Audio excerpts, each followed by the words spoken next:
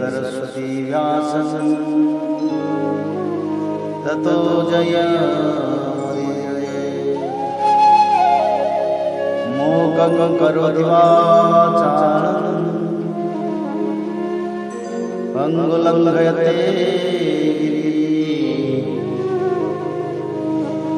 यत्कृपातमहं वन्दे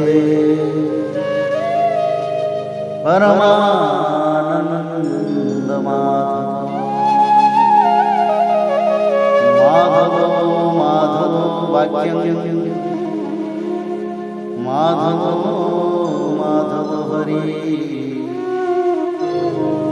परन्ते साधवा नित्यं सकलकार्येषु पंचमः स्कंधः अथ प्रथमोऽध्यायः प्रियव्रत चरित्र। राजा परीक्षित ने पूछा, मुने, महाराज प्रियव्रत तो बड़े भगवत भक्त और आत्माराम थे, उनकी गृहस्थ आश्रम में कैसे रुचि हुई, जिसमें फंसने के कारण मनुष्य को अपने स्वरूप की विस्मृति होती है और वह कर्म बंधन में बंध जाता है। विप्रवर, निश्चय ही ऐसे निस्संग महापुरुषों का इस प्रकार गृहस्थ आश्रम में अभिनिवेश होना उचित नहीं है।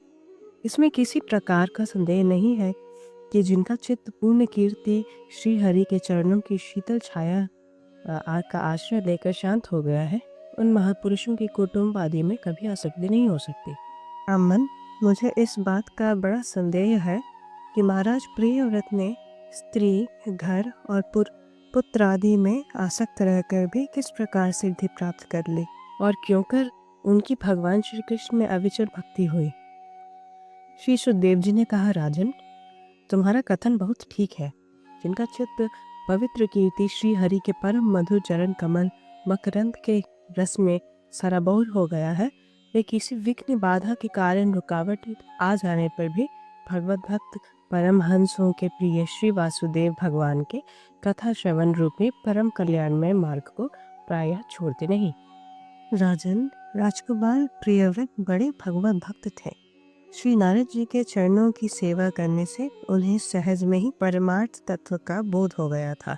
वे ब्रह्म सत्र की दीक्षा निरंतर ब्रह्माभ्यास में जीवन बिताने का नियम देने वाले ही थे कि उसी समय उनके पिता स्वयंभू मनु ने उन्हें पृथ्वी पालन के लिए शास्त्र में बताए हुए सभी श्रेष्ठ गुणों से पूर्णतया संपन्न देख राज शासन के लिए आज्ञा दी।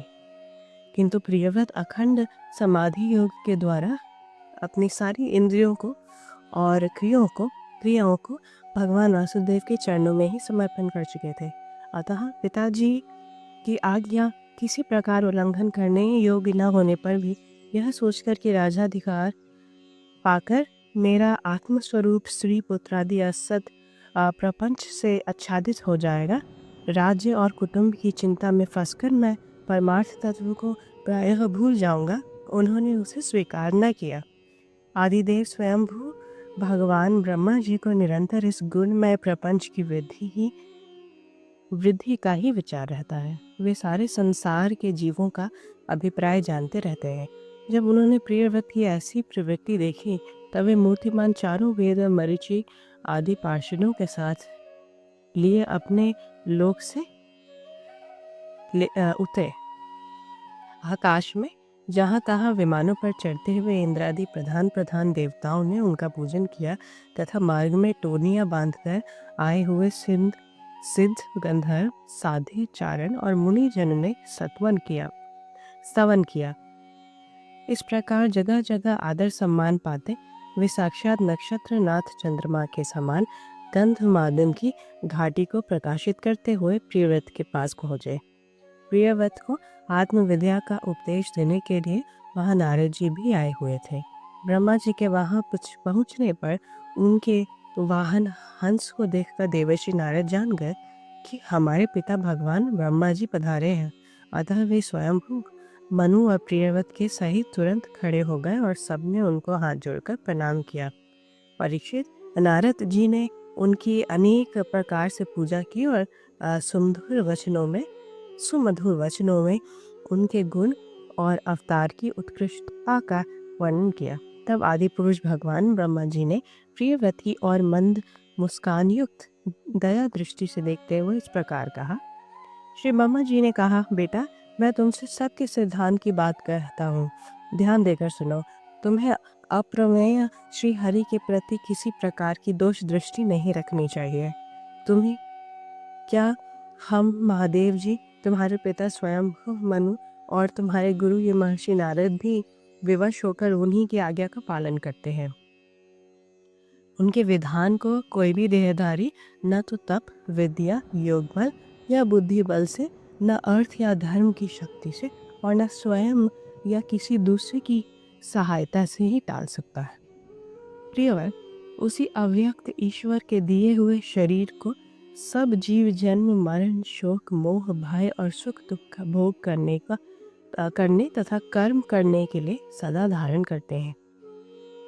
वत्स, जिस प्रकार रस्सी से नथा हुआ पशु मनुष्यों का बोझ ढोता है, उसी प्रकार परमात्मा की वेद वाणी रूप बड़ी रस्सी में सत्वादि गुण, सात्विक आदि कर्म और उनके ब्रह्मनादि वाक्यों की मजबूत डोरी से जकड़े हुए हम सब लोग उन्हीं के इच्छा अनुसार कर्म में लगे रहते हैं और उसके द्वारा उनकी पूजा करते हैं।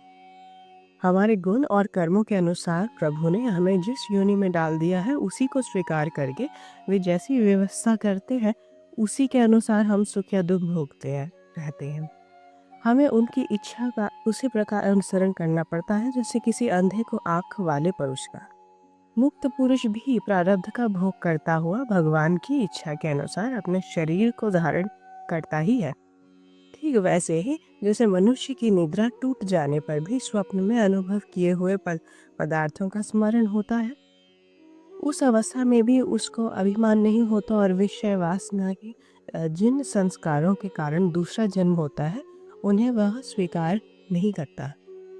जो पुरुष इंद्रियों के वशीभूत है, वह वन वन में विचरण करता रहे तो भी उसे जन्म मरण का भय बना ही रहता है, क्योंकि बिना जीते हुए मन और इंद्रिय रूपी उसके 6 शत्रु कभी उसका पीछा नहीं छोड़ते।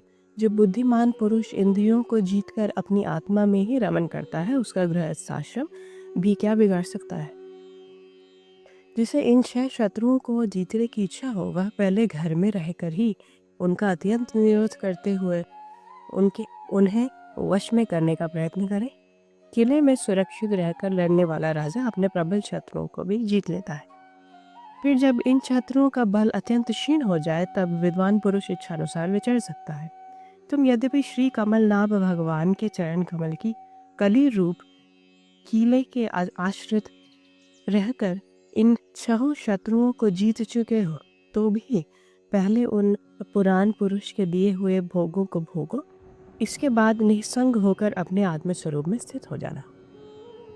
श्री सुखदेव जी कहते हैं, जब त्रिलोकी के गुरु श्री ब्रह्मा जी ने इस प्रकार कहा, तो परम भागवत प्रियव्रत ने छोटे होने के कारण नम्रता से सिर झुका लिया और जो आज्ञा है ऐसा कहकर बड़े आदर पूर्वक उनका आदेश शिरोधार्य किया। तब स्वयंभू मनु ने प्रसन्न होकर भगवान ब्रह्मा जी की विधिवत पूजा की। इसके पश्चात वे मन और वाणी के अविषय अपने आश्रय तथा सर्व व्यवहारातीत परब्रह्म का चिंतन करते हुए अपने लोक को चले गए। इस समय प्रियव्रत और नारद जी सरल भाव से उनकी ओर देख रहे थे। मनु जी ने इस प्रकार ब्रह्मा जी की कृपा से अपना मनोरथ पूर्ण हो जाने पर देवर्षि नारद की आज्ञा से प्रियव्रत को संपूर्ण भूमंडल की रक्षा का भार सौंप दिया और स्वयं विषय रूपी विषारे जल से भरे हुए गृहस्थाश्रम रूपी दुस्तर जलाशय की भोग इच्छा से निवृत्त हो गए। अब पृथ्वीपति महाराज प्रियव्रत भगवान की इच्छा से राज्य शासन के कार्य में नियुक्त हुए। जो संपूर्ण जगत को बंधन से छुड़ाने में अत्यंत समर्थ है, उन आदि पुरुष श्री भगवान के चरण युगल का निरंतर ध्यान करते रहने से यद्यपि उनके राग आदि सभी मल नष्ट हो चुके थे और उनका हृदय भी अत्यंत शुद्ध था, तथापि बड़ों का मान रखने के लिए वे पृथ्वी का शासन करने लगे। तदनंतर उन्होंने प्रजापति विश्वकर्मा की पुत्री बहिष्मति से विवाह किया। उससे उनके 10 पुत्र हुए। वे सब उन्हीं के समान शीलवान, गुणी कर्मनिष्ठ, रूपवान और पराक्रमी थे। उनसे छोटी ऊर्जस्वती नाम की एक कन्या भी हुई। पुत्रों के नाम आग्नेद्र, इंद्रियो, यज्ञबाहु, महावीर, हिरण्यरेता, घृतपृष्ठ, सवन, मेधातिथि, वितिहोत्र और कवि थे। ये सब नाम अग्नि के भी हैं। इनमें कवि, महावीर और सवन ये 3 नष्ट ब्रह्मचारी हुए। इन्होंने बाल्यावस्था से आत्मविद्या का अभ्यास करते हुए अंत में संन्यास आश्रम ही स्वीकार किया। इन निवृत्ति परायण महर्षियों ने संन्यास आश्रम में ही रहते हुए समस्त जीवों के अधिष्ठान और भव बंधन से डरे हुए लोगों को आश्रय देने वाले भगवान वासुदेव के परम सुंदर चरणारविंदों का निरंतर चिंतन किया। उससे प्राप्त हुए अखंड एवं श्रेष्ठ भक्ति योगी से उनका अंतःकरण सर्वथा शुद्ध हो गया और उसमें श्री भगवान का आविर्भाव हुआ। तब देहादि उपाधि की निवृत्ति हो जाने से उनकी आत्मा की संपूर्ण जीवों के आत्मभूत प्रत्यगात्मा में एक ही भाव से स्थिति हो गई। महाराज प्रियव्रत की दूसरी भार्या से उत्तम, तामस और रेवत ये 3 पुत्र उत्पन्न हुए जो अपने नाम वाले मनवंतरों के अधिपति हुए। इस प्रकार कवि आदि 3 पुत्रों के निवृत्ति परायण हो जाने पर राजा प्रियव्रत ने 11 अर्बुद वर्षों तक पृथ्वी का शासन किया। जिस समय वे अपनी अखंड पुरुषार्थमयी और वीर्यशालिनी भुजाओं से धनुष की डोरी खींचकर टंकार करते थे, उस समय डर के मारे सभी धर्मद्रोही न जाने कहाँ छिप जाते थे। प्राण प्रिया बहिष्मती के दिन दिन बढ़ने वाले अमोद प्रमोद और अभिथानादि क्रीड़ाओं के कारण तथा उसके स्त्री जनोचिताव भाव, लज्जा से संकुचित, मंदहास्य युक्त चितवन और मन को भाने वाले विनोद आदि महामना प्रियव्रत विवेकहीन व्यक्ति की भांति आत्मविस्मृत से होकर सब भोगों को भोगने लगे, किंतु वास्तव में उनमें आसक्त नहीं थे। एक बार इन्होंने जब यह देखा कि भगवान सूर्य सुमेरु की परिक्रमा करते हुए लोकालोक पर्यंत पृथ्वी के जितने भाग को आलोकित करते हैं उसमें से आधा ही प्रकाश में रहता है और आधे में अंधकार छाया रहता है, तो उन्होंने इसे पसंद नहीं किया। तब उन्होंने यह संकल्प लेकर कि मैं रात को भी दिन बना दूंगा, सूर्य के समान ही वेगवान एक ज्योतिर्मय रथ पर चढ़कर द्वितीय सूर्य की ही भांति उनके पीछे पीछे पृथ्वी की 7 परिक्रमाएं कर डाली। भगवान की उपासना से इनका अलौकिक प्रभाव बहुत बढ़ गया था। उस समय इनके रथ के पहियों से जो लीकें बनी वे ही 7 समुद्र हुए। उनसे पृथ्वी में 7 द्वीप हो गए। उनके नाम क्रमशः जम्बू, लक्ष, शाल्मली, कुश, क्रौंच, शाख और पुष्कर द्वीप हैं। इनमें से पहले की अपेक्षा आगे आगे के द्वीप का परिमाण दूना है और ये समुद्र के बाहरी भाग में पृथ्वी के चारों ओर फैले हुए हैं। 7 समुद्र क्रमशः खारे जल, ईख के रस, मदिरा, घी, दूध, मटे और मीठे जल से भी भरे हुए हैं। ये 7 द्वीपों की खाइयों के समान है और परिमाण में अपने भीतर वाले द्वीप के बराबर है। इनमें से एक एक क्रमशः अलग अलग 7 द्वीपों को बाहर से घेरकर स्थित है। बहिष्मती पति महाराज प्रियव्रत ने अपने अनुगत पुत्र आग्नेद्र, इधिजी, यज्ञबाहु, हिरण्यरेता, घृतपृष्ठ, मेधातिथि और वितिहोत्र में से क्रमशः एक एक को उक्त जम्बू आदि द्वीपों में से एक एक का राजा बनाया। उन्होंने अपनी कन्या उज्ज्वती का विवाह शुक्राचार्य जी से किया। उसी से शुक्र कन्या देवयानी का जन्म हुआ।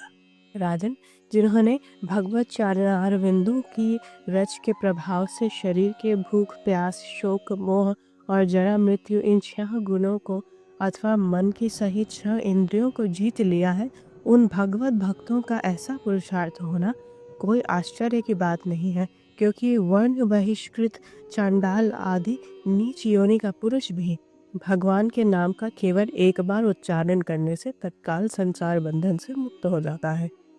इस प्रकार अतुलनीय बल पराक्रम से युक्त महाराज प्रियव्रत एक बार अपने देवर्षि नारद के चरणों की शरण में जाकर भी पुनः देववश प्राप्त हुए। प्रपंच में फंस जाने से अशांत सा देख मन ही मन विरक्त होकर इस प्रकार कहने लगे, ओह बड़ा बुरा हुआ, मेरी विषय लोलुप इंद्रियों ने मुझे इस अविद्या जनित विषम विषय रूप अंधकूप में गिरा दिया। बस बस बहुत हो लिया। हाय, मैं तो स्त्री का क्रीड़ा मृग ही बन गया। उसने मुझे बंदर की भांति नचाया। मुझे धिक्कार है, धिक्कार है। इस प्रकार उन्होंने अपने को बहुत कुछ बुरा भला कहा। परमाराध्य श्री हरि की कृपा से उनकी विवेक वृत्ति जागृत हो गई।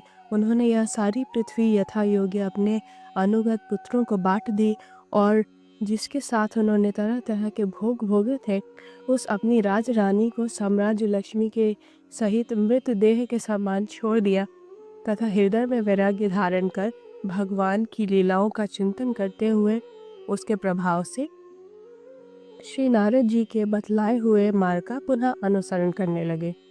महाराज प्रियव्रत के विषय में निम्नलिखित लोकोक्ति प्रसिद्ध है। राजा प्रियव्रत ने जो कर्म किए उन्हें सर्वशक्तिमान ईश्वर के सिवा और कौन कर सकता है। उन्होंने रात्रि के अंधकार को मिटाने का प्रयत्न करते हुए अपने रथ के पहियों से बनी हुई लीकों से ही 7 समुद्र बना दिए। प्राणियों के सभीते के लिए, जिससे उनमें परस्पर झगड़ा ना हो, द्वीपों के द्वारा पृथ्वी के विभाग किए और प्रत्येक द्वीप में अलग अलग नदी, पर्वत और वन आदि से उनकी सीमा निश्चित कर दी। ते भगवत भक्त नारद जी आदि प्रेमी भक्त थे। उन्होंने पाताल लोक के, देवलोक के, मृत लोक के तथा कर्म और योग की शक्ति से प्राप्त हुए ऐश्वर्य को भी नरक तुल्य समझा था। इति श्रीमद्भागवते महापुराणे परमहंसायां संहितायां पंचम स्कंधे प्रियव्रत विजये प्रथमोऽध्यायः।